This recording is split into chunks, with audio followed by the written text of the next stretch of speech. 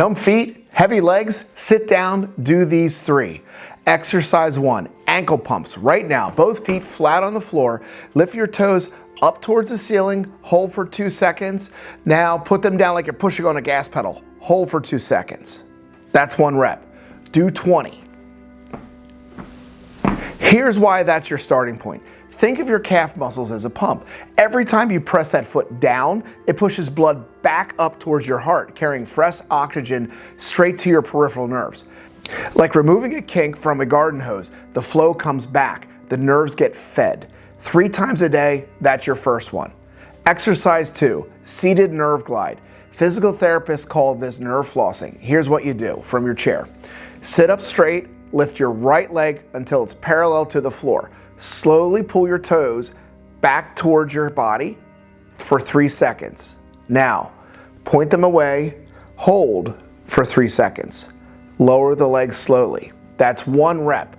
You're going to do that for 10 reps on each side. So pulling back for 3 seconds, pushing for 3 seconds, lowering it back down. Now here's how this works.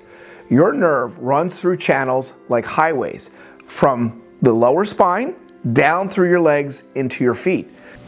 When those channels aren't moved regularly, the nerve inside, they get stuck, compressed, irritated. That compression is where the significant amount of burning and tingling originates. This flex and point motion glides the nerve through the channels, frees it up.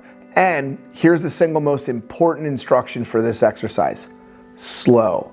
Slow and controlled is 10 times more effective than fast. You are not training a muscle here. You are retraining a nerve. You want to write that part down.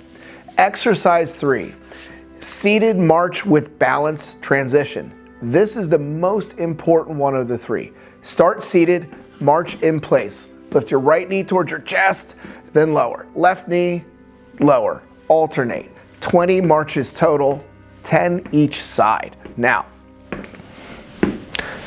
here's the part that most people skip. Don't. Stand up slowly. Use the armrests if you have them. There's no penalty for using them. Hold your standing position for 5 full seconds. Feel both feet on the floor. Even if that sensation is faint or muted, hold it. Then sit back down slowly. 5 full reps. So you're going to march, stand up slowly, and back down. Here's why this matters the most over the other 2. When your feet can't properly feel the ground, your brain loses its map of where your body is in space. This is called proprioception loss. It is a primary reason people with neuropathy fall. Every time you complete that stand, your brain fires a signal down to your feet, and your feet fire a signal back. Repeat that connection every day and the pathway gets stronger. This is the same principle used in physical therapy after a stroke. Repetition builds its neural pathways. You really want to build those. So 5 reps every morning. Now, I want to address something I heard from one of my patients this week and also in the comments of some of our other videos. Doctor, they told me to walk more, but walking hurts.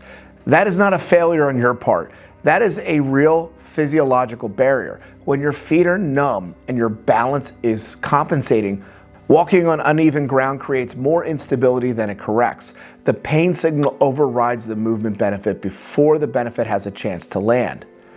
The chair removes the barrier. It takes the pressure off the painful feet, gives you support for balance, and activates the exact same circulation and nerve pathways as walking, without the pain that stops you before you start. These 3 exercises work as a system. Ankle pumps restore circulation and blood flow, and oxygen gets to the nerves. The nerve glides restore mobility, freeing the nerve from compression in its channel. The march starts to restore the signal, the communication loop that's between your feet and your brain. Your daily prescription: ankle pumps, 20 reps. Keep for 2 minutes. You're going to be pumping, pumping, pumping, pumping. Seated nerve glide, 10 each, 3 minutes. You're going to do that on both sides. Seated march and stand, 5 reps, 3 minutes. Make sure you're going up nice and slow and back down nice and slow. If you need an armrest or a cane or something to help, that helps.